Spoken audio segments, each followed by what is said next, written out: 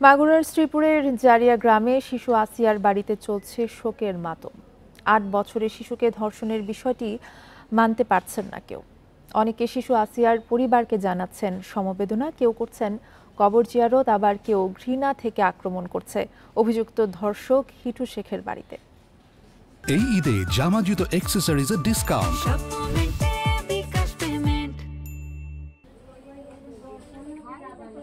এভাবেই ছোট বোন আসিয়ার রেখে যাওয়া বিভিন্ন জিনিসপত্র নিয়ে স্মৃতিচারণ করছে তার মেজ বোন।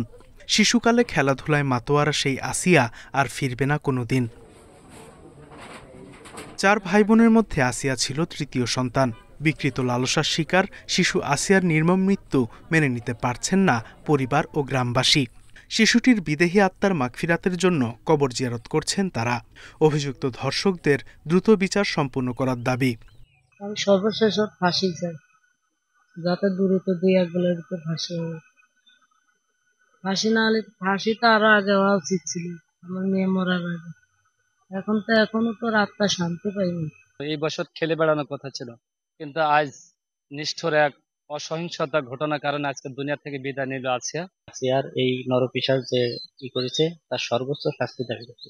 বিভিন্ন সামাজিক ও রাজনৈতিক সংগঠনের পক্ষ থেকে খোঁজ নেওয়া হচ্ছে আসিয়ার পরিবারের।